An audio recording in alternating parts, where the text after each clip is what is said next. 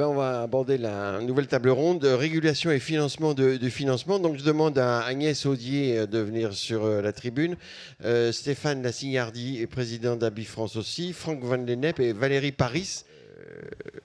Voilà, donc, alors les modes de régulation et de financement des produits de santé des 20 dernières années atteignent leurs limites. C'est le constat de la mission confiée par la Première ministre à 6 experts en janvier dernier, dont vous, Agnès Audier. Alors la Première ministre avait lancé cette mission interministérielle, c'est intéressant de le rappeler, pour identifier les voies d'évolution possibles permettant de concilier l'atteinte de plusieurs objectifs collectifs. L'accès des patients aux produits de santé et aux innovations, la lutte contre les pénuries, la soutenabilité des dépenses de santé, le renforcement de notre tissu productif, notamment pour la production de produits très innovants et de produits matures essentiels dans un objectif de souveraineté sanitaire. Et c'est pas tout. L'attractivité des territoires pour les industriels et la relocalisation des produits de santé stratégiques, l'équilibre et l'équité dans la répartition des efforts. Donc vous aviez avec vos collègues un travail extraordinaire à réaliser. Agnès Audier-Vous, Claire Biot, Frédéric Collet, Anne-Aurélie Épi de Florian, Magali Léo et Mathilde Lignot-Leloup. Alors, votre rapport a été rendu fin août. Il a été plutôt bien accueilli, mais reste le plus dur, mettre en œuvre ces recommandations, certaines de court terme, d'autres de plus long terme. Et vous appelez donc à un nouveau deal garantissant, on ouvre les guillemets, un accès égal et durable des patients à tous les produits de santé, la durabilité intégrant les notions de soutenabilité financière, de résilience et d'impact environnemental. Et la mission, vous le dites d'entrée de jeu, a été particulièrement frappée à quel point subsiste une incompréhension mutuelle des acteurs. Donc tous les intervenants ne se regardent pas tout à fait toujours d'une façon très simple. Donc on va commencer avec vous, Agnès Audier. Vous allez nous dire la philosophie un peu du rapport, la philosophie du rapport, les mesures concrètes qui sont proposées, et ensuite réagiront les différents intervenants avec l'objectif à chaque fois pour ces tables rondes de déterminer la manière dont le système de régulation peut être réformé rapidement, car il demeure encore de nombreux freins. Donc vous allez nous expliquer tout ça, Agnès Audier, pour construire ce nouveau deal et les 23 recommandations classées en 8 thématiques, et tout cela en 3 minutes. Et alors, je pensais que avec la mission, l'application de la mission, tout allait bien se passer. Et puis, patatras, dans les échos d'aujourd'hui, comme vous avez dû le voir, négociations tendues entre les laboratoires pharmaceutiques et le gouvernement. Donc, manifestement, rien n'est réglé. Monsieur Van Lennep nous dira ce qu'il y a dans le PLFSS pour savoir si c'est acceptable ou pas. Alors, Agnès Audier, donc cette mission a été bien accueillie. Elle a montré que tout le monde a été intégré. Et puis, en quelque sorte, elle a sorti ce débat du duel, je dirais, enfin du face-à-face, industrie pharmaceutique, gouvernement, pouvoir public, et elle a impliquer tous les autres responsables, tous les autres acteurs du système de santé. Donc vraiment en quelques minutes, parce que tout le monde l'a lu, votre rapport, mais rappelez-nous pour celui qui ne l'a pas lu, quelle est la philosophie, quelles sont les mesures les plus importantes?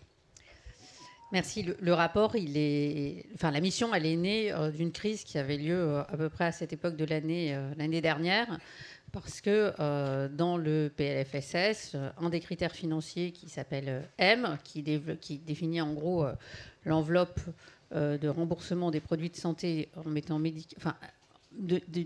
médicaments, M, et de façon plus générale des produits de santé, était assez différent de ce que les industriels attendaient. Et la première question qui nous a été posée, c'était de savoir finalement est-ce que c'était un espèce de loupé ou est-ce qu'il y avait un sujet de fond. Est-ce que c'était un écart un écart de perception qui allait durer, ou est-ce qu'on était sur un sujet 2023 ? Donc, pour faire une longue histoire courte, c'est pas un loupé, c'est un sujet assez fondamental qui se résume très très facilement. En gros, ce que les médecins prescrivent en matière de médicaments et dispositifs médicaux augmente à peu près de 6-7% par an, alors que l'enveloppe de l'ONDAM n'augmente pas de 6-7% par an. Et l'écart entre l'enveloppe de l'ONDAM et l'enveloppe qu'on appelle spontanée, ce qui est au sens vraiment commun du terme de la prescription, cet écart, on pense qu'il va durer et surtout, il se cumule au fil des années. Donc en fait, l'année dernière, qui était une première année, comme tout le monde sait, qui était plus retour à la normale après les années Covid, a montré un écart dont on pense qu'il est là pour durer et qu'il va être difficile à résorber. C'est pour ça qu'en travaillant, on a très vite vu qu'en fait, le sujet, c'était pas... il fallait sortir effectivement d'un sujet, d'un débat d'abord général sur les montants au niveau du LEM et du gouvernement, mais qu'il fallait regarder, attraper d'autres sujets qui sont notamment les sujets de volume. Parce que si je reviens un instant en arrière, en fait, si on regarde ce qui s'est passé depuis 20 ans, on a beaucoup travaillé en France sur le prix, plus que dans d'autres pays.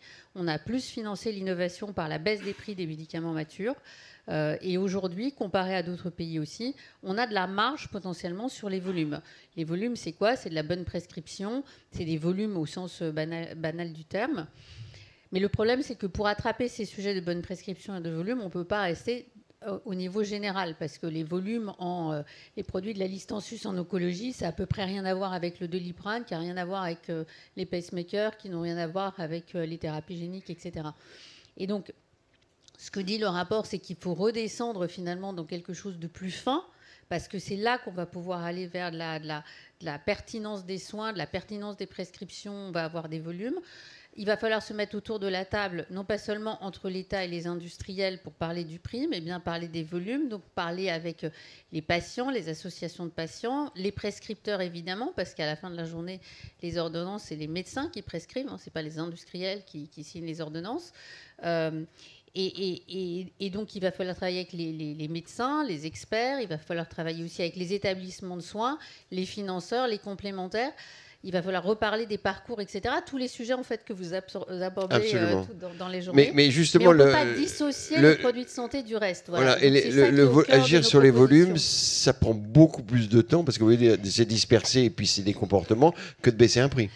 Alors, rappelez-vous, ce qui s'est passé quand même l'hiver dernier, dans des circonstances certes totalement exceptionnelles, mais on a quand même réussi collectivement à baisser 10% notre consommation d'électricité. Donc, quand vraiment il y a une prise de conscience collective et qu'il y a un certain nombre de leviers qui sont actionnés, on peut bouger. Et de toutes les façons, on n'a pas besoin de baisser de 10% la consommation de produits de santé en France. Ce n'est pas le sujet, ce n'est pas l'ordre de grandeur. On a besoin de freiner une croissance, qui est quand même assez différent. Nous, on est convaincus, et on était très divers dans la mission, vous avez rappelé qu'on était 6, on a auditionné 170 acteurs, donc près de 400 personnes, on a lu des des centaines de pages, probablement des milliers de pages de rapports qui existent, etc. On est convaincus, et en fait, tout le monde est convaincu. 100% des gens que vous interrogez connaissent qu'il y a des marges à aller chercher. Elles sont difficiles à aller chercher. On ne dit pas du tout qu'il y a des gaspillages. Il suffit de claquer des doigts. Non, mais on les connaît, ces marges. Mais comme vous dites, c'est difficile. Qu'est-ce qu'il pourrait faire que maintenant, mais il y a les antibiotiques, les psychotropes, les pompes à protons. Justement, on essaye de dire il y a des sujets qui sont généraux. Et puis, comme je disais, on insiste beaucoup. C'est beaucoup par catégorie qu'il faut remettre les acteurs autour de la table. Pour pouvoir aller chercher ces marges, mais j'insiste beaucoup, il faut aller vite. Parce que sinon, effectivement, on a une espèce de compétition en disant oui, mais changer les comportements, c'est long. Changer un prix dans un ordinateur parce que le CEPS a baissé un prix, c'est immédiat. Le seul problème, c'est qu'en fait, on est un peu, encore une fois, au bout du levier prix. On ne dit pas du tout qu'il faut renoncer au levier prix. On dit qu'il faut, pour pouvoir maintenir la situation sous contrôle, et sous contrôle, ça veut dire maintenir l'accès pour tous les patients de tous les médicaments, les chers comme les pas chers, dès lors que la prescription est pertinente. Pour pouvoir maintenir le système sous contrôle, il faut continuer à travailler sur les prix, mais il faut ajouter d'autres leviers. Et il faut le faire vite parce que sinon, on ira sur des mesures qui seront beaucoup plus insupportables collectivement, qui seront très loin de notre pacte social, qui seront des déremboursements, qui seront des limitations de prescription par les médecins. Parce que juste à un moment, les maths, c'est assez têtu, quoi. Alors, Franck, donc on ne pourra pas faire autrement si on ne bouge pas. Exactement. Et vous dites qu'il faut aller vite. Et ce qui est notre objectif de toute la journée, d'aller vite. Franck Van Lennep, donc vous êtes directeur de la Sécurité sociale au ministère de la Santé. qu'est-ce que vous allez retenir? Qu'est-ce qui vous a paru intéressant de retenir dans le PLFSS? Parce que le PLFSS, il n'est pas encore public. Mais donc, votre sentiment par rapport à ça, qu'est-ce qui pourrait être retenu dans le PLFSS? Qu'est-ce qui vous a paru nouveau et pas simplement baisser les prix? D'abord, bonjour à tous. D'abord, je crois qu'on peut retenir de ce rapport, c'est qu'il appelle à une nouvelle méthode. Et ça, je pense qu'on en avait besoin, après la manière dont ça s'est passé l'année dernière, on avait vraiment besoin à la fois de renouer les fils du dialogue, même si les échos pensent que le dialogue est compliqué, on a vraiment renoué les fils du dialogue. Et dans ce temps de préparation du PLFSS, nous avons énormément d'échanges avec les représentants des industriels. Pas seulement sur les chiffres, mais sur les mesures elles-mêmes. Et puis, c'est l'intérêt du rapport, c'est aussi, au-delà du renouer fil dialogue à court terme, de proposer d'avoir une méthode dans la durée. Et même s'il faut essayer d'aller vite, le rapport dit bien on ne va pas tout faire immédiatement et il faut le faire dans la durée. Donc, je pense que c'est aussi de ça qu'il faut retenir, c'est qu'il y aura des premières mesures, dispositions dans le PLFSS, mais ça ne va pas s'arrêter là au PLFSS. Il faut qu'on ait un cadre de pilotage à la fois du ministère, les industriels et toutes les autres parties prenantes. Ce que je me disais aussi sur les volumes, alors moi j'ai souvent été préoccupé par la question des volumes. Je travaillais à la CNAM il y a déjà très fort longtemps et c'était des sujets qu'on se pose déjà depuis la création des maîtrises médicalisées, même, donc depuis 20 ans et même probablement peut-être avant. Mais ce que je me dis peut-être, c'est que là, il y a une prise de conscience partagée, y compris par les industriels, parce qu'il y a une forme d'effet retour de la clause de sauvegarde. C'est-à-dire que tant qu'il n'y avait pas la clause de sauvegarde, autant qu'elle était très limitée, chacun, du côté des industriels, jouait sa partition. Bon, il y avait les baisses de prix, chacun négociait ses baisses de prix, mais avait aussi une incitation. Tout le monde connaît la clause de sauvegarde, mais je ne suis pas sûr. Comment vous la définiriez? C'est un impôt confiscatoire pour l'industrie pharmaceutique qui a énormément progressé. C'était instauré au moment de l'hépatite, je crois. Comment c'est cette clause de sauvegarde?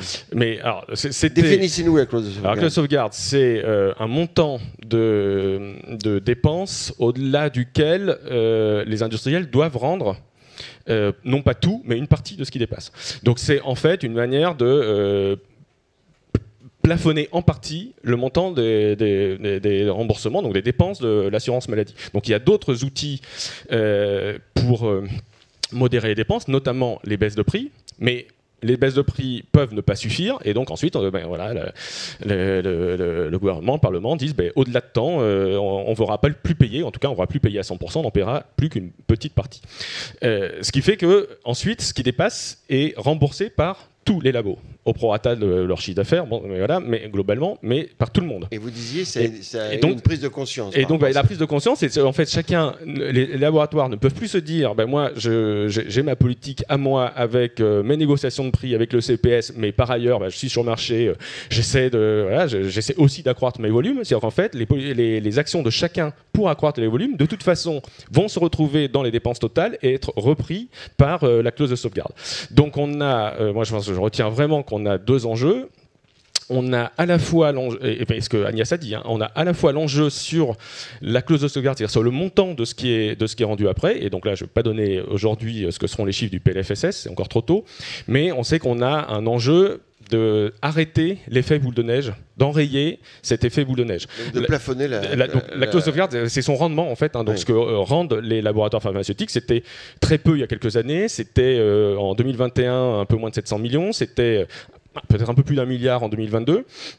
Donc c'est payé l'année d'après, une fois qu'on a tous les chiffres. Et puis à partir de 23 et puis 24, là, si on ne fait rien, on est parti pour des montants qui sont nettement au-delà de 2 milliards en 2024. Et pour l'industrie, c'est terrible parce que c'est agir sur son chiffre d'affaires indépendamment de sa propre volonté, à l'insu de son plein gré. Parce que c'est pas à l'insu du plein gré de l'industrie, c'est l'enveloppe totale sur le médicament qui... pourquoi ça se produit ça? Parce que ça augmente fortement. Et pourquoi ça augmente fortement? Je renvoie quand même, il y a vraiment évidemment un effet innovation, mais un effet prix d'innovation. Je renvoie à Chargé Produit que Thomas Fatto mentionnait tout à l'heure. Il y a tout un chapitre d'analyse du marché des médicaments qui montre la très forte croissance des enveloppes nettes de remise dédiées aux ASMR 1 à 3, mais aussi ASMR 4 ces dernières années, mais très forte. C'est entre 2017 et 2022, c'est de plus de 2,3 milliards, je crois, pour les ASMR 1 à 3 et 1,8 milliard pour les ASMR 4 d'argent en plus payé par l'assurance maladie avant clause de sauvegarde. Et donc cet effet, c'est tout ce que je dis est cohérent avec ce que dit la mission, c'est que cet effet du coût de l'innovation excède la trajectoire, les capacités telles qu'elles étaient actuellement définies par la clause de sauvegarde. Donc on a d'une part un enjeu de retravailler la clause de sauvegarde pour arrêter cet effet boule de neige et ne pas aller au-delà de 2 milliards en 2024 comme ce serait produit si on avait continué la trajectoire. Donc à la fin ça veut dire mettre plus d'argent, c'est ça que ça veut dire. Ça veut dire que dans l'ONDAM il y aura davantage d'argent pour le médicament.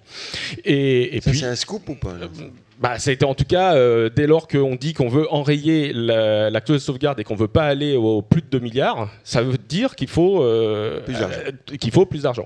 Et toutes choses égales par ailleurs. Et ensuite, comment on agit au sein de cette enveloppe? Il y a les leviers, il faut poursuivre les baisses de prix, il faut poursuivre les actions d'efficience en faveur des génériques et des biosimilaires. Et le rapport le dit, qu'il faut poursuivre le développement des biosimilaires, et ça aussi, je pense qu'on y tient dans le PLFSS, mais il faut également engager, et ça je pense que maintenant tout le monde se retrouve autour de ça, engager la démarche à laquelle la mission appelle, qui est celle sur les volumes, qui sera longue, qui sera difficile, mais si tout le monde accepte de se mettre autour de la table pour en discuter d'actions qui parfois peuvent être difficiles, parfois peuvent être contraignantes. Certaines peuvent passer par des incitations financières, d'autres par de la communication, de l'information, y compris de l'information grand public. Enfin, souvenez-vous, on connaît tous, les antibiotiques, c'est pas automatique. Ça, c'est bien du bon usage du médicament. Mais ça peut les résultats sont pas exceptionnels. On a baissé la consommation d'antibiotiques. Alors on reste haut, mais elle a baissé. Elle a baissé en France, simplement. Il est vrai qu'on reste encore haut en comparaison internationale. Il y a encore des marges. Et on a des marges sur les antalgiques, on a des marges sur beaucoup de classes qu'on connaît. Donc pour ça demandera des actions vers les prescripteurs, vers les patients, vers les pharmaciens, peut-être les industriels aussi peuvent avoir un rôle à jouer. Enfin, tout ça, on a à se poser autour de la table très vite. Je rejoins Agnès Audier là-dessus. Mais dans le PLFSS, donc il y a juste pour terminer là-dessus, ça nous intéresse le PLFSS. Quand on repart du rapport de la mission, donc il y a les enjeux autour des chiffres, mais ensuite il y a d'autres enjeux que le chiffre lui-même. Il y a les modalités de calcul de la clause de sauvegarde. Donc le rapport préconise de changer les modalités de calcul. Donc ça, on est en train d'y travailler et on échange avec le LEM là-dessus. C'est pour ça que les concertations sont vraiment en cours. Alors c'est technique, je ne rentre pas forcément dans le détail, mais c'est plus privilégier la rentabilité, le volume. Non, là c'est ne plus calculer sur le chiffre d'affaires, mais sur les montants remboursés par l'assurance maladie, ce qui permet d'aller plus vite pour la calculer. Et parce qu'aujourd'hui, on doit attendre pour la calculer tous les retours sur le chiffre d'affaires de tous les laboratoires concernés, et ça a un effet retour sur l'ensemble. Voilà, donc c'est long, c'est compliqué, et on dépend des retours de chacun. Et donc si on la calculait sur les montants remboursés, ça pourrait être plus simple, plus visible et plus rapide. Voilà, donc ça c'est une des recommandations de la mission sur laquelle on travaille. On a une concertation en cours. Il y a d'autres recommandations, ou en tout cas au sens large, qui sont importantes, sur lesquelles il faut qu'on continue de travailler. C'est tout ce qui concerne les ruptures. Parce que là, on parle beaucoup d'innovation.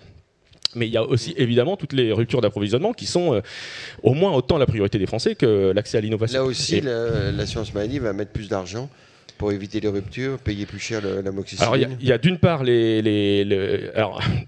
le redis ici, je commence par dire ça, mon rôle de directeur de la sécurité sociale, c'est que le prix n'est pas l'alpha et l'oméga de la lutte contre les ruptures. Dans certains cas, ça peut intervenir. Il y a par exemple les annonces et décisions qui ont été prises sur l'amoxicilline. Il y en a d'autres. Le CPS peut négocier des augmentations de prix pour lutter contre les ruptures, mais ça n'est pas le seul sujet, ça a été largement dit dans le rapport du Sénat. Voilà, et donc on peut continuer de travailler sur des mesures qui, d'une certaine façon, améliorent le bon usage et réduisent les ruptures. Quand on dit, comme la Première ministre l'a annoncé, qu'on veut permettre aux pharmaciens de faire des trodes et ensuite de délivrer des antibiotiques, c'est une amélioration de l'usage des antibiotiques en faisant plus de bon usage. usage, comme on le dit, lutter contre le rhume, plus de bon usage, c'est aussi, on l'espère, moins de rupture. Surtout que les pharmaciens font peut-être plus de TROD, de tests diagnostiques, que les médecins. Donc ça va peut-être limiter le... Alors, Stéphane Lasignaardi, donc vous êtes le patron de Laboratoire AbbVie. Vous êtes content, alors? Est-ce que les perspectives de la mission d'abord? Déjà sur la mission elle-même, parce que de fait c'est un rapport qui est sérieux, qui est précis, qui est pragmatique, en profondeur. Et j'ai bien aimé voir deux constats. Le constat du fait on est sur un point de non-retour, qu'il faut agir. Et vite. Et vite. Et deuxièmement, qu'il y a cette notion de défiance, et donc de fait, il faut recréer un climat de confiance, et je suis tout à fait d'accord avec Franck von Lennep, il faut enfin travailler ensemble, se mettre autour de la table de manière consensuelle pour arriver à mettre en œuvre ces solutions qui vont permettre de gérer ce problème spécifique qui est l'accès des médicaments, notamment innovants, aux patients français. Donc ça, c'est une bonne chose. De fait, la mission a plein de mesures qui sont très intéressantes. Il y a notamment des constats sur l'impasse budgétaire. Il y a assez peu de choses qui parlent directement de financement. Et donc moi, je vais revenir un petit peu sur ces aspects financement pour remettre les choses en perspective. En 2010, 15% du budget de l'ONDAM, de l'assurance maladie, était sur le médicament. Grosso modo, 10% en 2023. C'est bien sûr une tendance qui n'a été vu nulle part ailleurs qu'en France. C'est assez incroyable. Oui, on dit que les prix augmentent. C'est vrai qu'ils augmentent. Le point de non-retour, il est lié à ça. Voilà. Il est lié à ça. Les prix augmentent, c'est vrai, fortement, mais la part dans l'assurance maladie diminue. Et sur cette même période, on a 3 millions de Français en plus, on a un vieillissement de la population, on a un poids des maladies chroniques, on a des diagnostics de cancer qui ont progressé de manière très forte, et des vagues d'innovation qui ont permis de répondre à ces besoins. On guérit l'hépatite C, on adresse beaucoup de problèmes de cancer maintenant de manière beaucoup plus efficace qu'avant, les maladies auto-immunes, etc. Donc c'est une bonne chose, c'est une très bonne chose pour les Français qui est tout ça. Mais de fait, s'il n'y a pas de modification et de prise en compte que pour accueillir l'innovation, il faut financer, on a un problème. C'est une gageure de penser que ce n'est pas possible. Que c'est possible de le faire. Donc, de fait, je suis très heureux d'entendre qu'on va enfin prendre cette décision. J'ai entendu Thomas Fatome juste avant également qui parlait de mieux financer les médicaments innovants. Donc, c'est très important pour répondre à ces besoins. Donc, ça, c'est une bonne chose. Il faut aller dans ce sens-là et c'est important. Juste un point, parce que c'est vrai, on parle de la clause de sauvegarde, vous avez cité les montants, on parle de 2,3 milliards, 2,4 milliards pour 2023, il faut se rendre compte. Ça veut dire que pour beaucoup oui, en 23 déjà. En 23, on serait au-dessus de 2 milliards. On ne sait pas, de toute façon, on le saura pour l'instant, en 2022, mais ça va être plafonné. Moi, les projections que j'ai, en tout cas, et c'est pour ça que c'est intéressant ce que vous dites, imprévisibilité. Est-ce que vous allez limiter en 23 aussi la clause de sauvegarde, non? Vous allez la limiter en 24, mais en 23. Si ça monte à 2-3.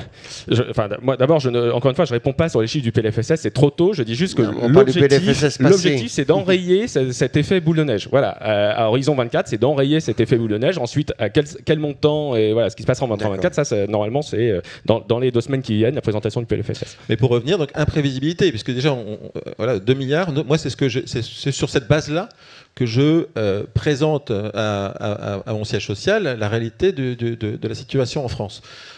Certains laboratoires vont avoir 10% de leur chiffre d'affaires net dédié à la clause de sauvegarde, en plus de toutes les taxes, etc. On a plus de 10 milliards de régulation du médicament en 2023 en France, entre les baisses de prix, les clauses de sauvegarde, les remises, les taxes spécifiques. Donc c'est cette réalité. Et si, d'ailleurs, il n'y a pas de modification de la manière dont on alloue la clause de sauvegarde en 2024, on pourrait même être à 15 ou 20% de certains chiffres d'affaires de laboratoires. Donc là, c'est confiscatoire. Donc on espère vraiment que, de fait, il va y avoir des modifications. Donc ça, c'est une réalité. Il faut agir là-dessus. Et encore une fois, je suis très content de voir qu'on peut s'asseoir autour de la table pour que ça se passe. Donc ça va plutôt dans le bon sens, de votre point de vue. Alors, Valérie Paris, vous êtes économiste, vous êtes à l'OCDE. Après un petit passage à la Haute Autorité de Santé, toujours sur l'économie, vous êtes revenu à l'OCDE.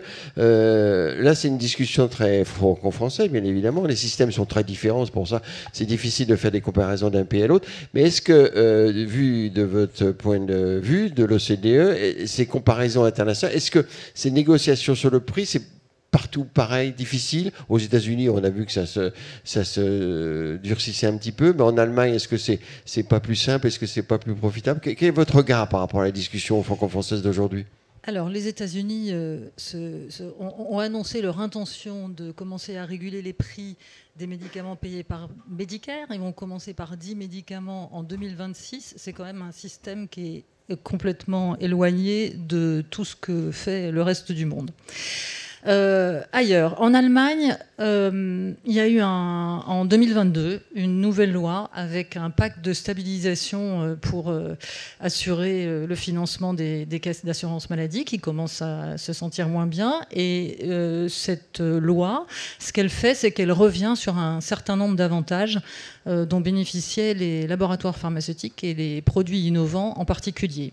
Elle réduit par exemple la période de prix libre de 1 an à 6 mois, avec reversement de la différence entre le prix négocié au bout d'1 an avec les laboratoires.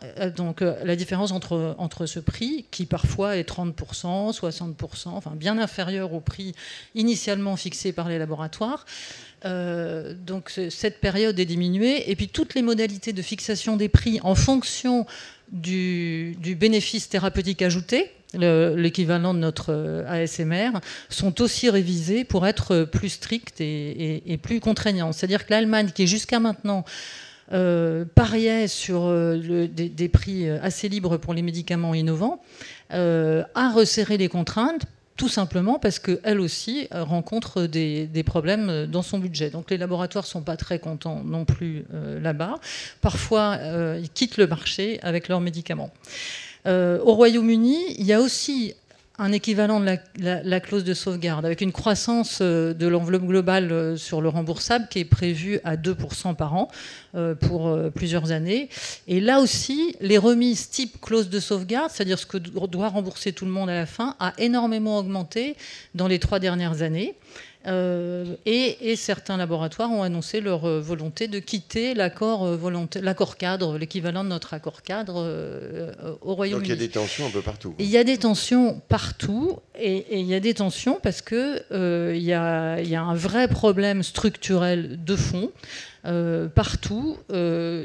Qui est lié, comme on l'a dit, alors vous l'avez bien mentionné dans le rapport, à la croissance structurelle, si on peut dire, des besoins de la population, d'une part, en termes de besoins de santé, à l'arrivée des innovations, et puis aussi, on peut le dire, au prix très élevé d'un certain nombre de nouvelles innovations. De nouveaux médicaments. Certains de ces médicaments sont extrêmement bénéfiques, sont proposés à des prix qu'on considère comme coût efficace. Alors coût efficace, ça ne veut pas dire que ça génère des économies. Ça veut dire que le supplément qu'on est prêt à payer pour ces médicaments ne dépasse pas un certain montant. Mais en tant que présidente de la CESP dans les 3 dernières années, j'ai vu aussi passer beaucoup de médicaments qui, en tout cas au prix proposé initialement, modélisé dans l'évaluation médico-économique, et dépassait des coûts par année de vie gagnée ajustés par la qualité qui sont très élevés. Ça veut dire tout simplement que le coût d'opportunité de ces produits est très élevé. Donc, si on doit... Alors, il y a évidemment beaucoup de remises. Les remises par produit ont énormément augmenté. Et même les remises qu'on appelle au premier euro, c'est-à-dire ce qui est négocié par le CEPS et ce qui est juste une remise confidentielle sur le prix affiché. Donc ça, c'est très élevé. C'est pas pris en compte dans les... parce qu'on ne connaît pas le montant des remises. Donc ça, si on veut, c'est un cadeau aux entreprises, parce que le but, c'est de ne pas entraver leurs négociations dans le reste du monde. On peut se poser des questions sur l'efficience globale de ce dispositif. Mais en tout cas, c'est ce qu'on accepte de faire. Mais Stéphane, est-ce que parfois, quand même, parce que tout ça, c'est un tout, est-ce que parfois, il n'y a pas des médicaments qui ont un prix quand même très, très élevé, qui ne sont pas forcément justifiés? Alors, juste pour revenir, deux, trois choses. Sur déjà les autres pays, vous avez raison, c'est une réalité, sauf que en Allemagne, on dépense 30 à 40% de plus par habitant en médicaments qu'en France. Hein, donc il faut se rendre compte qu'ils ne sont pas contents, mais on a déjà 40% de dépenses en plus sur le médicament qu'en France. Donc ça, c'est un élément important. Il faut qu'on sorte du médicament perçu comme un coût pour arriver au médicament reconnu comme un investissement. Et pour moi, c'est ça qui est important. La mission de Valérie Paris, médico-économie. Moi, je prends trois exemples. L'hépatite C, on a guéri 80 000 patients en France ces dernières années grâce à l'innovation thérapeutique. Ces patients ne coûtent plus au système de santé, ou coûtent beaucoup moins au système de santé, et ça fait des économies considérables. Dans la leucémie lymphoïde chronique, moi j'ai un médicament qui a une durée fixe de traitement de 10 mois et demi, à comparer à des traitements qui, eux, sont pris au long cours sur plusieurs années. Et donc, dès la deuxième année, on gagne par rapport à l'existant aux alternatives thérapeutiques. Un troisième exemple, dans les maladies inflammatoires du côlon et de l'intestin, la maladie de Crohn, qui est la 5e situation la plus douloureuse au monde, eh bien, on a des médicaments qui sont en surdosage, parce qu'ils ne sont pas assez efficaces, qui sont utilisés donc peut-être de manière pas forcément appropriée, parce que justement, les médecins n'ont pas de solution. Et il y a des innovations qui arrivent, qui sont très significativement plus efficaces que ce qui existe et qui permettront aussi d'avoir à la fois une meilleure efficacité et puis finalement pas un coût supplémentaire. Donc on est en capacité, pour reprendre les propositions de la mission, d'avoir des solutions où on a du volume, on a moins de volume potentiellement, mais on a des solutions qui vont faire des économies au système de santé. Et alors ça, c'est important parce que finalement, dans le système d'évaluation en France, on regarde ASMR 1 et 3 par exemple pour les rapports pour les capacités de soumettre à la CESP, mais pas pour les 4 et les 5. Et des fois, ce sont ces médicaments qui sont ASMR 4 et 5 qui peuvent générer des économies au système de santé. Donc comment on peut concilier ça? Ce serait intéressant. Mais alors, pour ma question, est-ce qu'il n'y a pas des médicaments qui sont quand même très très chers? Après encore une fois, le système français. Vous voulez qu'on réponde? Le système français fait en sorte que à travers les remises, on a plus de 5,5 milliards d'euros de remises. Mais les remises sont aveugles en plus avec la clause. Elles sont sur très peu de médicaments. Ouais. Donc finalement, le coût de ces médicaments est moindre. Non, là on parle des remises par produit. Celles-ci, elles ne sont pas aveugles. Oui, non, mais sur la clause de sauvegarde, je voulais dire. Mais, et sur les volumes, est-ce que vous, industriels, vous participez à cet effort sur les volumes? Moi, je trouve qu'il faut, de fait, la maîtrise médicalisée est une très bonne chose. Parce que qu'est-ce qu'on cherche à faire? On cherche à faire à ce que le patient qui en a besoin reçoive le meilleur produit au meilleur moment. Le médicament le plus cher, c'est d'abord celui qui n'est pas pris. On a une séquence sur l'observance. Oui, exactement, c'est l'observance. Et le médicament qui est le deuxième médicament le plus cher, c'est celui qui est mal pris ou qui est pas assez efficace. Donc si on peut être en capacité de dire on réduit les volumes, mais parce qu'on veut miser sur l'innovation qui est plus efficace et qui va permettre à ces patients d'être mieux pris en charge, tant mieux. Alors Agnès, oui justement, j'allais vous passer la parole. Qu'est-ce qui vous paraît important dans la discussion qu'on met là? Et par rapport à vos observations, recommandations de la mission, qu'est-ce qui devrait se retrouver dans le PLFSS? Pour agir vite, le PLFSS c'est demain, ouais. Il est en train d'être écrit. Monsieur Franck Lennet a un papier et un crayon, il peut prendre des notes. Alors, je vais vous surprendre, mais moi, je pense que beaucoup de mesures ne relèvent pas de la loi. Je pense que énormément de choses, notamment sur les volumes, ça va pas dans notre sens, etc., ça ne relève pas de la loi. C'est un sujet général, d'ailleurs, des politiques publiques. Et donc, c'est normal que beaucoup de choses ne soient pas dans le PLFSS, parce que, juste, on a déjà tous les outils législatifs pour les faire. Après, ça ne veut pas dire, encore une fois, que c'est facile. Alors, dans la loi, il y a un certain nombre de propositions qui sont faites dans le rapport d'ajustement, notamment sur des procédures, par exemple sur l'accès précoce, qui est assez récent.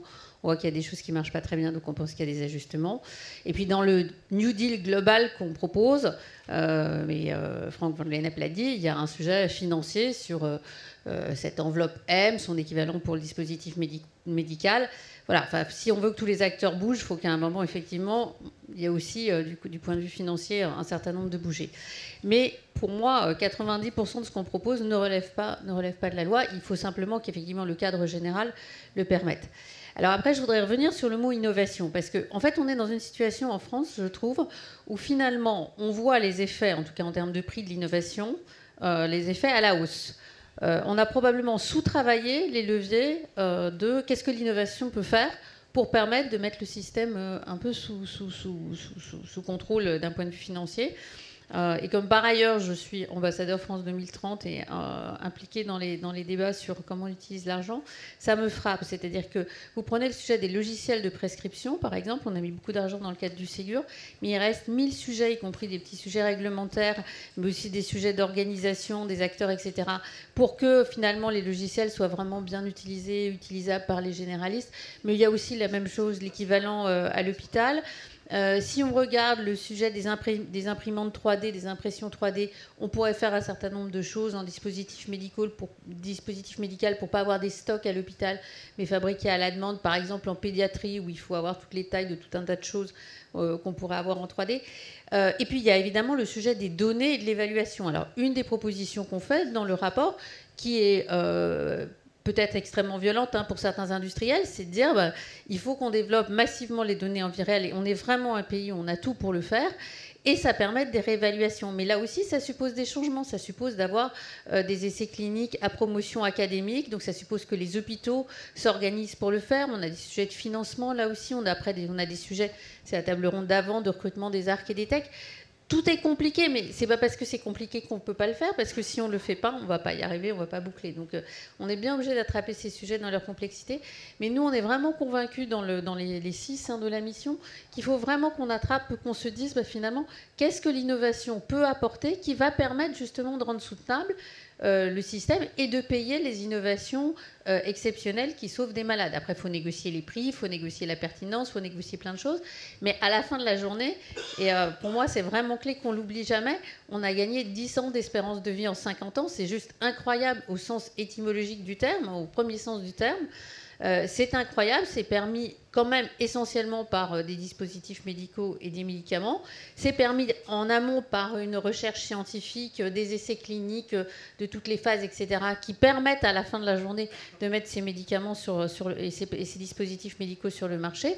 Donc voilà, notre responsabilité collective, c'est d'arriver à transformer cette innovation extraordinaire pour les patients en quelque chose de soutenable. Soutenable d'un point de vue financier, on ne l'a pas dit, soutenable d'un point de vue industriel, on n'a pas parlé pour l'instant, mais c'est un sujet de résilience, de souveraineté. Et puis on n'en a pas dit non plus, il faut absolument qu'on arrive à rentrer les sujets environnementaux dans la régulation. On ne peut pas en 2023 repenser les sujets en se disant quelqu'un d'autre va s'occuper du CO2, de l'eau, de la biodiversité, etc. On est obligé de prendre ça en compte en même temps. Donc évidemment, ça fait beaucoup.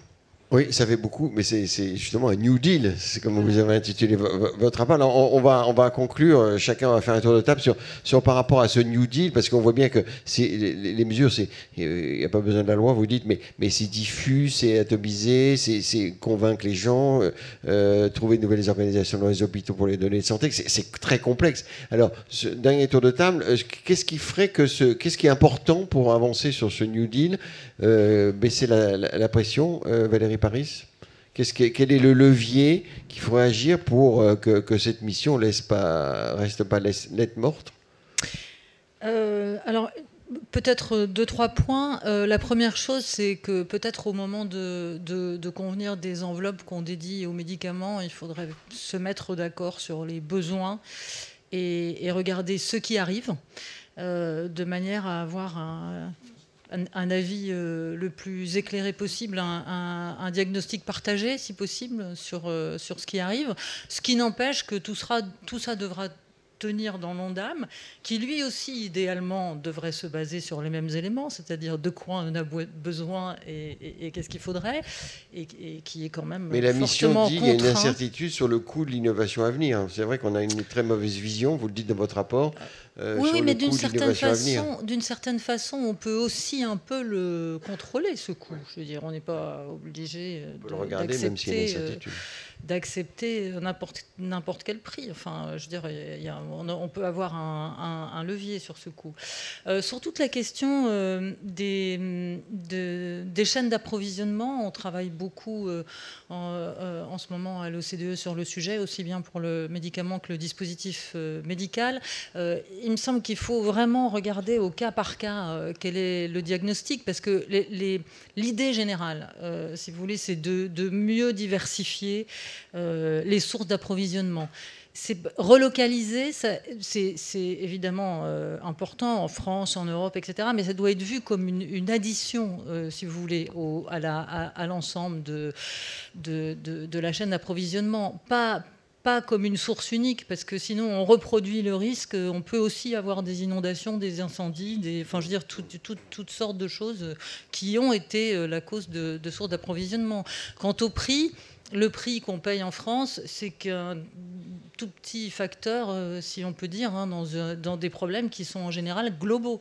Quand on a des problèmes en France sur un médicament, en général, il n'existe pas qu'en France. Donc, il ne faut pas oublier que tout ça, il y a beaucoup d'interdépendance. On peut jouer aussi sur les critères des appels d'offres. Je crois que beaucoup de pays réfléchissent là-dessus, y compris pour y intégrer des critères environnementaux, enfin pour sortir du prix comme critère unique et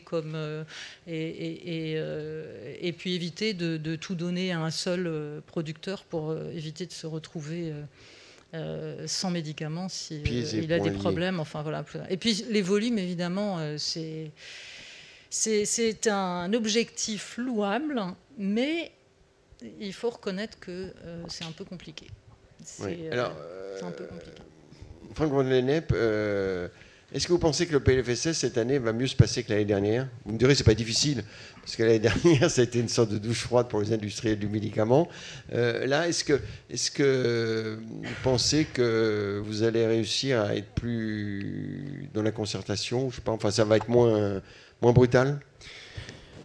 Alors, en tout cas, que ce soit concerté cette année, ça, voilà, j'essaierai de convaincre les échos que c'est particulièrement, que c'est très concerté cette année. Bon.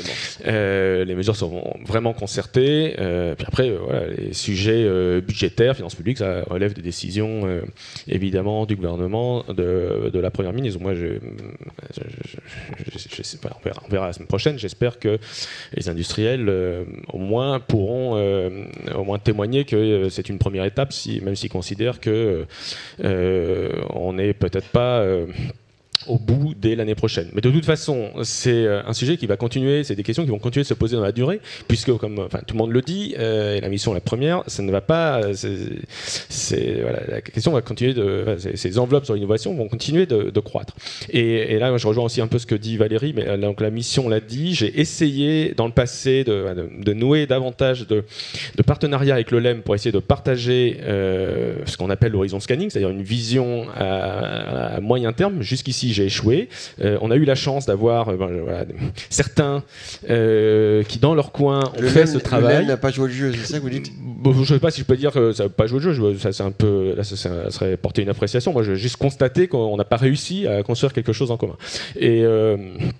donc, mais on voit que c'est faisable puisque certains l'ont fait, nous ont présenté leurs travaux, à la mission pendant ces derniers mois. On voit que c'est faisable. Il y a beaucoup d'incertitudes après, il y a beaucoup d'hypothèses. Mais enfin, au moins, ça permet d'avoir une base de travail et d'échange. Donc, je trouve que c'est intéressant. J'espère qu'on va continuer de poursuivre ça. Et moi, ce que j'espère, c'est que face à ces enjeux de l'innovation qui passent, de ces enjeux de financement qui passent juste par des enveloppes, d'une certaine façon, se cristallisent sur les enveloppes. L'année dernière, ça s'est cristallisé sur l'enveloppe et on voit qu'il y a encore le risque que ce soit cette année, qu'on arrive à continuer de parler des leviers, des outils, que ce soit pas, qu'il y ait une forme quand même de confiance ou en tout cas d'acceptation de discuter, même sur des sujets qui parfois peuvent être compliqués, peuvent être difficiles, peuvent poser des questions. Moi, par exemple, j'ai remarqué que, il me semble, j'espère que c'est pas une vieille version, que c'est bien la version définitive, Agnès, qu'il y a dans le rapport de la mission une préconisation autour d'un prix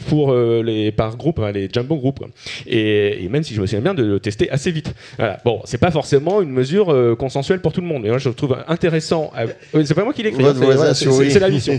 Voilà. Et c'est pas moi qui ai proposé la mission. Donc, en tout cas, qu'on se dise que quand il y a des choses qui apparaissent, que tout peut être discuté. Voilà. Et puis à la fin, on voit, mais qu'au moins il n'y ait pas de procès d'intention. J'espère qu'on a donné des gages cette année pour montrer qu'on était ouvert, prêt à la discussion, sans procès d'intention, en essayant de construire des leviers, y compris parfois des leviers nouveaux, qui permettront de s'inscrire, encore une fois, en une enveloppe de l'innovation qui va continuer de croître. Qui a un peu moins d'incompréhension mutuelle, comme souligne la mission. Alors, Stéphane La Signardi. Je confirme que les Jumbo Group, c'est une ligne rouge. Non, oui, il y a des choses sur lesquelles on se rejoint et complètement. Moi, je suis un fervent partisan d'une vision plus pluriannuelle du médicament et du budget du médicament, avec du horizon scanning, mais aussi avec la prise en compte, grâce à une vision à plus long terme, qu'il y a des médicaments qui vont perdre leur exclusivité, qui vont donner aussi plus de marge en soi. Et puis il y a des médicaments, comme je l'expliquais, qui peuvent avoir un impact positif sur le long terme, et donc ça doit être aussi pris en compte. Donc c'est une très bonne chose. On peut même penser à une loi programmatique, hein, donc c'est ce type d'ambition. Donc moi je suis très content qu'on ait cette capacité à arriver sur Horizon Scanning, mais plus généralement sur la pluriannualité. Deuxième chose, moi je pense qu'on a quand même encore un problème de délai d'accès à l'innovation en France. On est à plus de 500 jours dans le remboursement de droit commun. On a un mécanisme qui, comme le disait Agnès Audier, qui s'appelle l'accès précoce, qui a été réformé il y a 2 ans, qui est un bon mécanisme. Il faut l'adapter. Parce qu'il y a quand même certains éléments qui doivent être adaptés. On parle notamment de cette obligation au bout d'un mois, vous savez, de déposer un dossier à la commission de transparence. Et pour certains produits qui ont des AMM conditionnels, c'est très problématique parce qu'on n'a pas encore de données matures. Donc on espère qu'on peut adapter le système de l'accès précoce pour prendre en compte ces problématiques d'immaturité des data, des données. Donc ça, mais c'est important parce que c'est grâce à ce mécanisme qu'on a quand même accès pour beaucoup de patients à l'innovation thérapeutique en France. Vous avez bien compris que la question du financement, oui, c'est quelque chose qui est important parce qu'il faut que ça soit, comme vous l'avez très bien dit, qu'il y ait une corrélation entre les besoins médicaux, les besoins de santé, et le budget du médicament. Mais moi, je suis très favorable, comme l'a dit Agnès Audier, à des mesures où, ensemble, on réfléchit comment mettre en œuvre une maîtrise médicalisée intelligente, pas imposée, pas forcée. Vous parlez des biosimilaires. Là aussi, il faut que ça soit intelligent et pas imposé. Agnès Audier, le mot de la fin. Un mot d'ailleurs. Est-ce que les réactions depuis la sortie, depuis une quinzaine de jours de votre mission, est-ce que vous pensez qu'il y a une compréhension, ça a permis de faire avancer les choses? Est-ce que les gens s'approprient ou est-ce que c'est fictif et un peu superficiel?